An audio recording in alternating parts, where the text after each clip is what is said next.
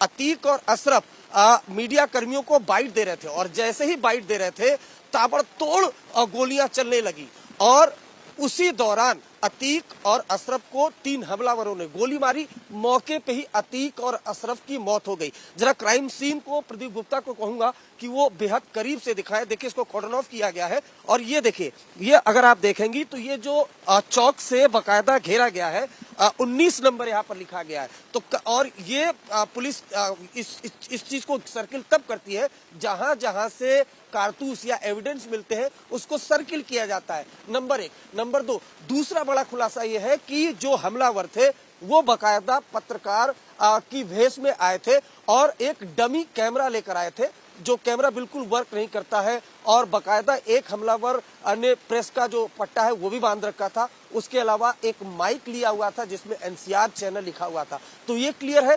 अब जो दूसरी जानकारी मिली है आज तक को, वो आज जानकारी ये मिली है कि तीनों हमलावर प्रयागराज के रहने वाले नहीं है। एक बांदा का रहने वाला है, एक कासगंज का रहने वाला है और एक हमीरपुर का रहने वाला है। यानी ये क्लियर है कि प्रयागराज तीनों सिर्फ और सिर्फ इस वारदात को अंजाम देने के मकसद से आए थे। तीनों से पूछताछ की जा रही है, लेकिन जाहिर सी बात है अपने आप में बेहद चौंकाने वाली घटना है और खास तौर से यूपी पुलिस पर सवाल भी है। लेकिन कहीं न कहीं थोड़ी बहादुरी कुछ पुलिस वालों ने भी दिखाई, जिनके पास बंदूकें नहीं थी, हथियार नहीं थे। लेकिन सवाल उन पुलिस वालों पर है जो अतीक और अशरफ के साथ थे। उनके पास हथियार थे लेकिन उन्होंने रिटेलिएट नहीं किया, जबकि पुलिस को ट्रेनिंग दी जाती है। अतीक और अशरफ पुलिस की कस्टडी में मौजूद थे और बकायदा ट्रेनिंग दी जाती है पुलिस को। पुलिस की ही जिम्मेदारी थी कि अतीक और अशरफ की सुरक्षा की, लेकिन पुलिस ने टाइमली रिटेलिएट नहीं किया। हालांकि तीनों आरोपियों को गिरफ्तार कर लिया गया है। जो जानकारी अभी अभी आज तक पर मिली है चित्रा, मैं वो बताना चाहूंगा आपके माध्यम से दर्शकों को। उसमें ये जानकारी है कि जो आरोपी है लवलेश तिवारी, ये बांदा का रहने वाला है, जबकि अरुण मौर्य ये हमीरपुर का निवासी है और तीसरा सनी ये कासगंज का रहने वाला है।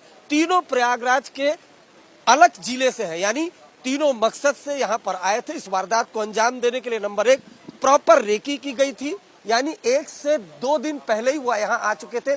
प्रॉपर रेकी करने के बाद वारदात को अंजाम दिया गया है। प्रदीप को कहूंगा कि एक बार फिर आए और पूरा ये क्राइम सीन जरा दिखाएं आज तक पर दर्शकों को, क्योंकि वो क्राइम सीन है जिसको जहां पर ऐसी वारदात हुई जिसके बाद पूरा उत्तर प्रदेश दहल गया। सीएम योगी आदित्यनाथ को देर रात हाई लेवल मीटिंग बुलानी पड़ी।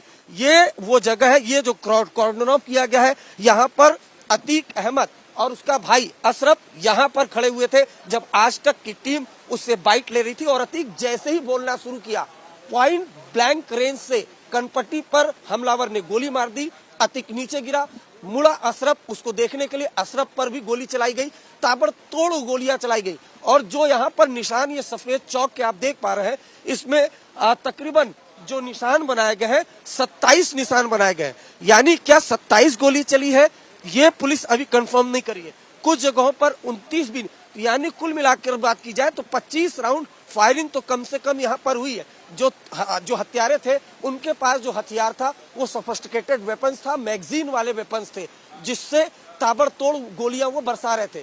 तो अभी तीनों को पुलिस ने हिरासत में लिया हुआ है, उनसे पूछताछ की जा रही है। वहीं अगर प्रयागराज की बात की जाए तो प्रयागराज में पूरी तरह से शांति बनी हुई है। धारा 144 लागू कर दिया गया है।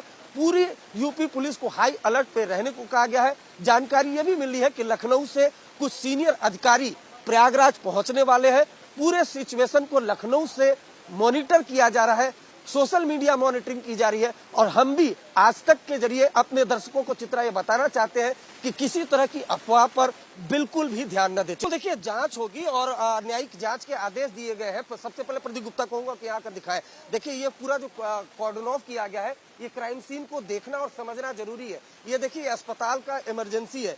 ये जो अस्पताल है जहां पर ये पूरा कांड हुआ है, ये इमरजेंसी है। और यहाँ पर ये जो पूरा सर्किल है और ये बकायदा एविडेंस जो है कलेक्ट किए गए हैं, उसको सर्किल किया गया है। बताया तो ये जा रहा है कि 18 राउंड फायरिंग हुई है, लेकिन ये यहाँ पर खोखे मिले हैं इस तरह के। और ये पूरा जो घटना स्थल है, अब अगर बात की जाए तो अतीक अहमद और अशरफ की बात की जाए तो 100 से ज्यादा मुकदमे तो अतीक पर ही दर्ज थे। जिसमें कई हत्या के मामले थे। अच्छा, अस्पताल की भी एक कहानी है जो अतीत से जुड़ी हुई है। ये बताया जाता है कि 2004 में जब राजू पाल की हत्या की गई थी प्रयागराज में दौड़ा कर, तो राजू पाल को उसके करीबी बचाने के लिए ऑटो में डालकर एक अस्पताल में लेकर गए थे और शूटर अस्पताल पहुंचे थे और स्ट्रेचर पे लेटे राजू पाल को गोली मारी थी तस्दीक करने के लिए कि उसकी मौत हो गई है कि नहीं हो गई।